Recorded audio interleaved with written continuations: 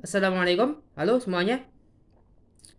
Kali ini saya akan bahas sedikit tentang kritik agama. Apa sih kritik agama? Apakah kritik agama itu berarti kontra terhadap agama, kontra terhadap dalil, atau menentang dogma?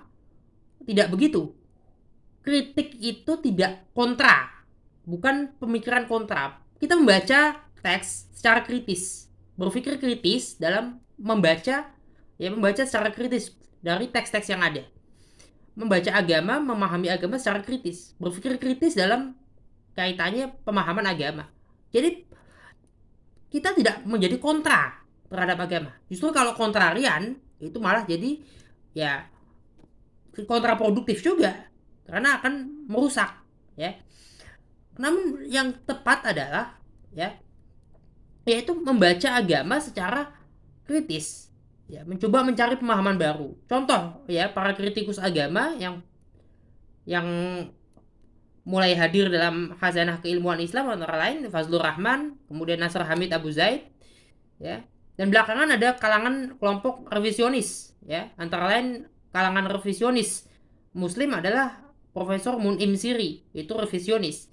Apakah dengan demikian menjadi lantas kontra terhadap agama? Tidak begitu, ya. Pembacaan baru terhadap teks, ya pembacaan kritis terhadap teks tidak lantas menjadi kontra terhadap agama. Kalau orang yang kemudian membaca, ya contoh saya pernah melihat ada satu pendapat seseorang ya keluar dari agamanya karena melihat dalam kitab suci, ya dia keluar dari Islam karena melihat ada banyaknya ayat-ayat yang ternyata ya menurut dia itu hanya ditujukan pada Bani Israel. Padahal kalau dia membaca secara kritis, dia mungkin akan membacanya begini. Dia membacanya bahwa ternyata ya yang dimaksud Bani Israel itu adalah ya kita-kita ini.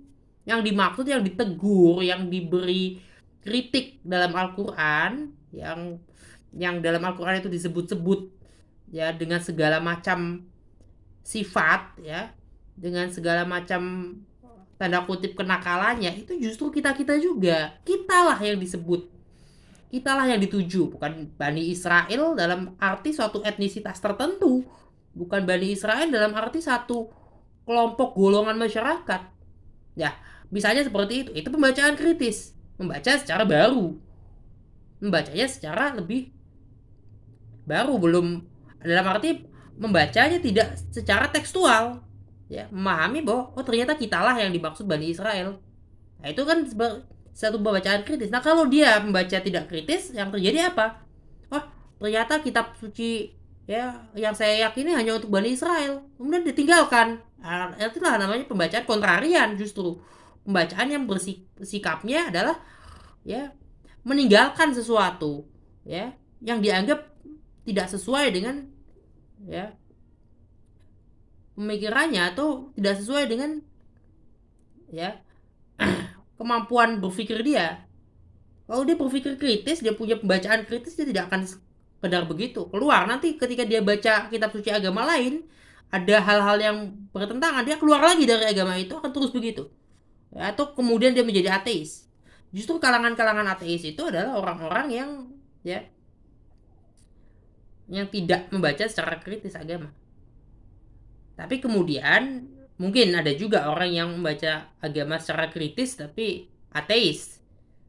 Namun saya ragu kalau ada orang yang membaca agama itu membaca teks suci ya, atau scriptures secara kritis kemudian bisa menjadi ateis atau menolak Tuhan, menolak agama.